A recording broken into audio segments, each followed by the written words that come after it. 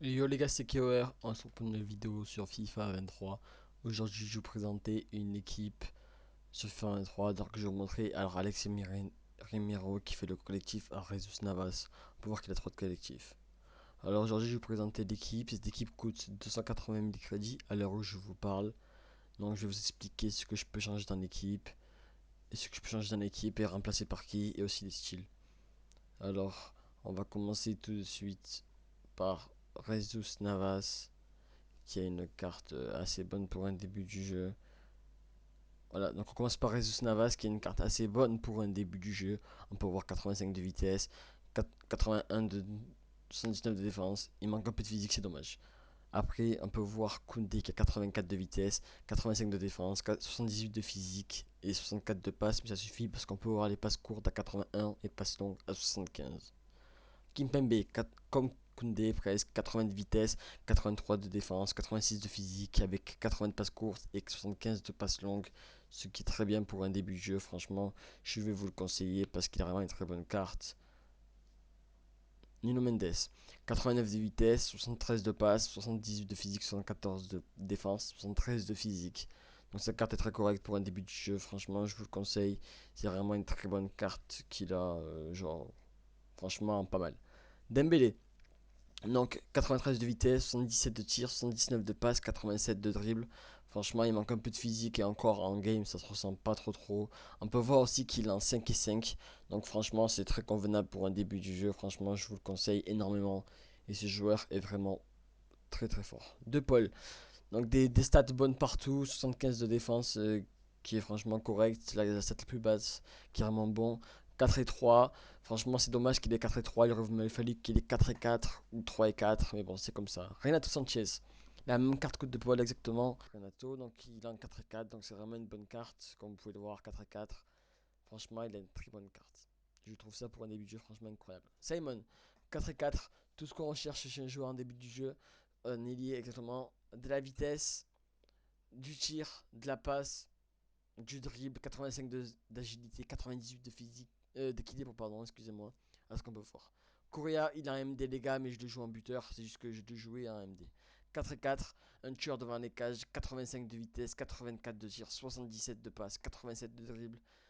Franchement, une carte de malade, un vrai finisseur devant les cages, un truc de fou sa carte qu'il a. Franchement, je vous le conseille énormément pour un début du jeu, mais en finisseur, vous avez aussi Ben Yedder qui est encore mieux en 4 et 5, 81 de vitesse, 84 de passe, 78, 84 de tir, pardon, 78 de passe, 88 de dribble. Franchement, une carte qui est très bonne pour un début du jeu. Alors maintenant, je vais vous conseiller ce que je pourrais changer dans l'équipe.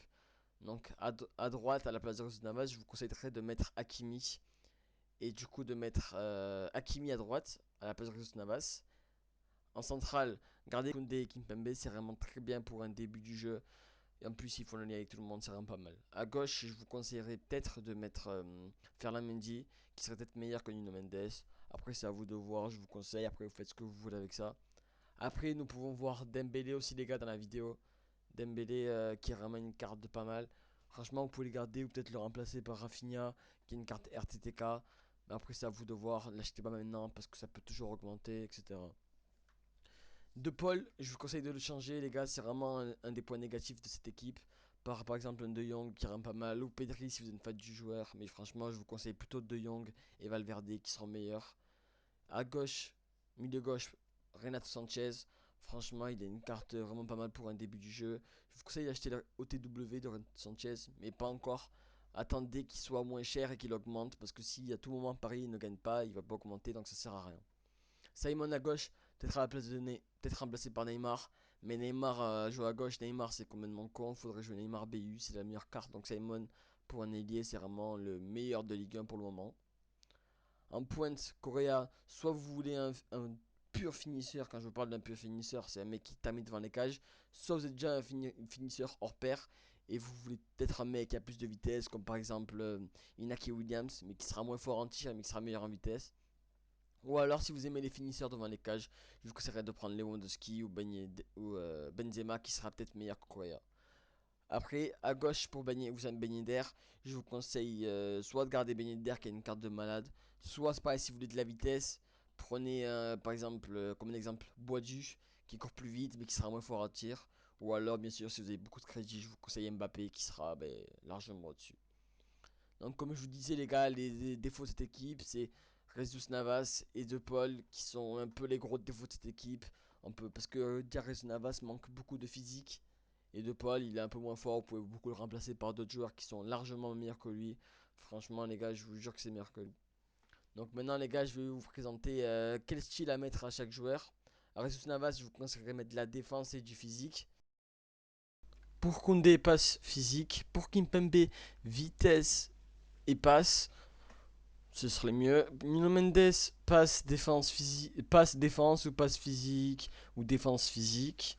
Après Dembélé, je vous conseillerais de mettre tir passe ou passe physique ou tir physique. Mais en soi, les gars, c'est pas dérangeant le physique avec Dembélé en game pour l'avoir essayé. Franchement, tir passe pour moi, ce serait le mieux comme style à lui mettre. Franchement, les gars, je vous garantis que ça sert à rien de mettre autre chose.